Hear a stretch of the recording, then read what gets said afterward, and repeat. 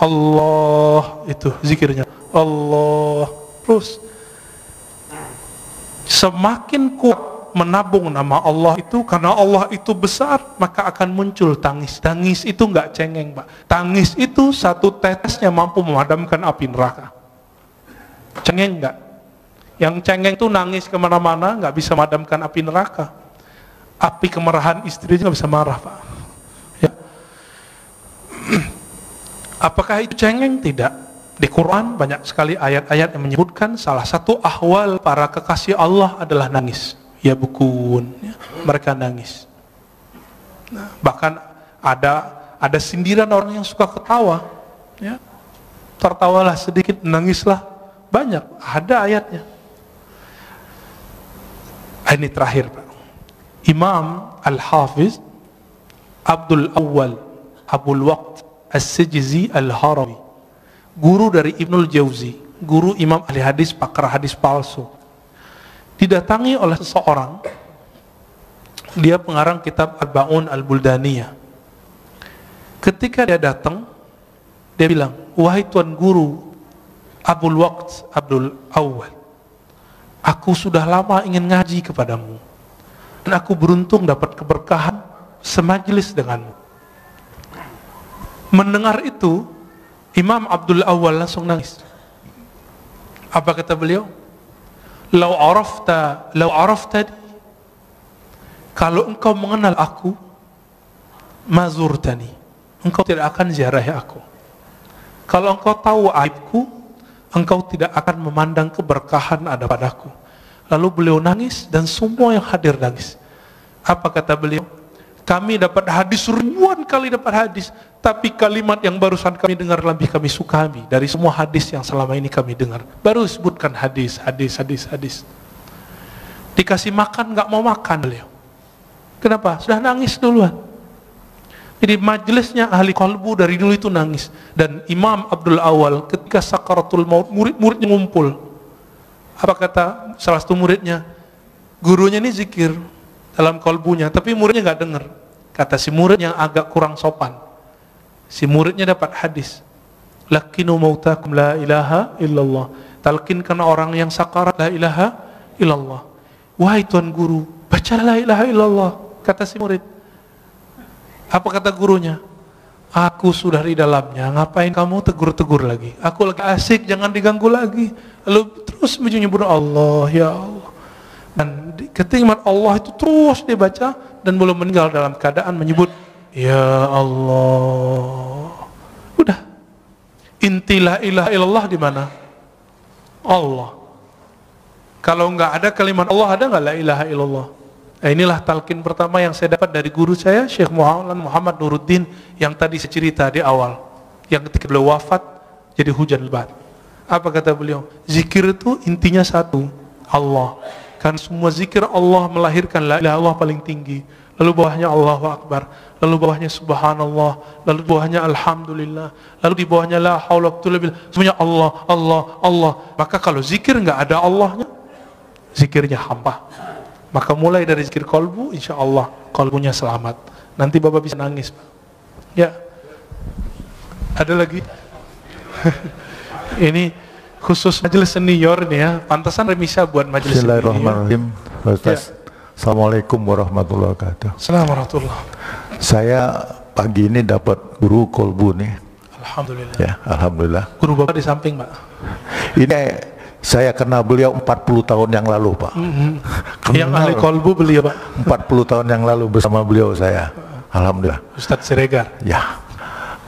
Beliau masih bujangan waktu itu, Pak. Ya, sekarang istrinya masih satu, Pak. Satu, alhamdulillah. Ya. Putranya satu. Tadi saya sempat ngobrol sama beliau, luar biasa. Tolong Pak, pada saat Pak Ustaz menemukan belajar kolbu itu, siapa cerminnya? Sekian, wassalamualaikum warahmatullahi wabarakatuh. Ini tanya bertanya itu, Pak, ya. Saya jawabnya dua. Tapi itu tergantung makomnya kita. Maka yang Bapak rasakan, yang guru Bapak katakan sebelumnya, itu belum tentu yang saya dapatkan. Oke? Kalau secara ilmu hadis, al-mu'min mir'atul li akhihi. Mu'min itu cerminan bagi saudaranya. Itu secara hadis.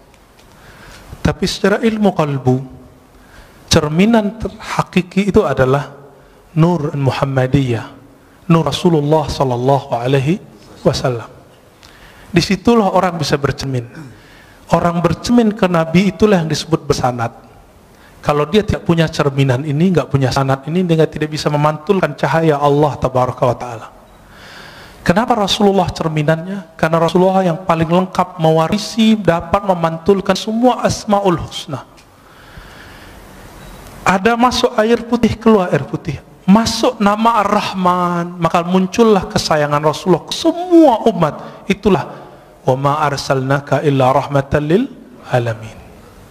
Muncul Ar-Rahim, maka Nabi SAW mencintai. Itu surat laqad ja'akum Al-Bara'ah ayat terakhir, bagian 2 terakhir. Wabil mu'minina ra'ufur rahim. Wabil mu'minina ra'ufur rahim. Kawan Hal-Hallaj, tapi beda mazhab, beda tariqah. Namanya Imam Ash-Shibli. Beliau itu ketika wafat dapat kabar dari seseorang. Seseorang ini memuliakan imam ini. Lalu ditanya dalam mimpi, orang ini bertemu Rasulullah. Wahai Rasulullah, kenapa engkau memuliakan si Shibli? Apa jawaban Rasulullah dalam mimpinya? Bagaimana aku tidak memuliakannya? Dia telah menjadikan aku cerminannya. Setiap selesai sholat dia berikan, laqad ja'akum rasulun min anfusikum azizun alaihi ma anittum harisun alaikum bil mu'minina raufur rahim. Allah sebut Nabi dengan namanya. Rauf itu nama Nabi, nama Allah. Rahim itu nama Allah. Allah jadikan Nabi itu jadi cerminnya. Maka siapa yang bercermin bersenat kepada Rasulullah, kalbunya bercahaya. Maka ketika orang sholat Allahu Akbar, dia harus bercermin Rasulullah di depannya. Tapi siapa yang bertemu Rasulullah? Yang bertemu Rasulullah roh. Karena roh kita belum hidup, kita butuh seorang mursyid yang menghidupkan, membangunkan. Hei, bangun kamu. Maka guru kita juga berguru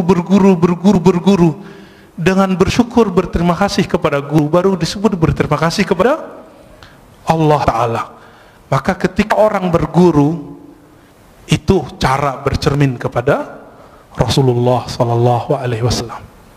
Itu yang saya dapatkan. Mungkin yang Bapak dapatkan, guru Bapak dapatkan beda, ya. Tapi kalau ilmunya dari Allah pasti sama. Pasti sama. Beda-beda ibarah.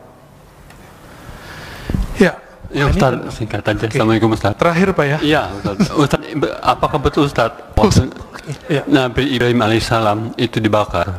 Kan sifat api itu diambil sama Allah menjadi dingin. Jadi pertanyaan saya ini Ustaz, betul nggak situ ibu-ibu yang sedang masak itu masakannya tidak ada matang karena sifat api ditarik sama Allah?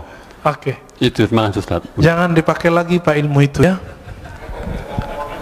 Jangan dipakai lagi zikir itu. Zikir itu kata Imam Abu Ali Ad-Daqqaq kasilah, seperti pisau, seperti senjata. Sampai di tangan wali jadi karamat, sampai di tangan fasik jadi sihir. Sama-sama zikir. Sama-sama zikir. Sampai dia orang nakal jadi pelet. Sampai dia orang tamak, maka waqiahnya bukan untuk ketemu Allah. Waqiahnya supaya ngumpulin harta. Dia rajin waqiah, rajin haji umrah. Sekarang umrah udah nggak boleh. Mau minta ke siapa lagi? Nih mau proyek nih, umrah dulu nih. Sekarang Allahnya nahan dulu. Gak usah khawatir ya. Kita sedih, tidak ada orang umrah. Dalam sejarah umat Islam itu udah biasa. Bedanya dulu kaum Tartar datang nyerang, nggak ada umrah, nggak ada haji. Kalau sekarang yang nyerang virus ya, corona. Dulu ada ta'ud namanya. Dan jadi ini bukan kejadian pertama, dan ini bukan pertanda kiamat sebentar lagi, tahun ini sudah keluar Dajjal, bukan ya, itu hoax itu. Kalau ya dari dulu dong keluar Dajjalnya. Majelis kita jangan dirusak oleh hadis-hadis palsu. Salah satu hadis palsu yang berkembang hari ini adalah kalau Ramadan hari Jumat maka terjadi dentuman 15 Ramadan, muncullah dukhan, nanti kekacauan di Arab. Arab itu udah kacau udah lama. Setelah Nabi wafat, para sahabat Khulafaur Rasyidin meninggal. Itu Arab sampai hari ini kacau. Gak berhenti Pak, Bapak baca sejarah. Saya hobi baca buku-buku sejarah.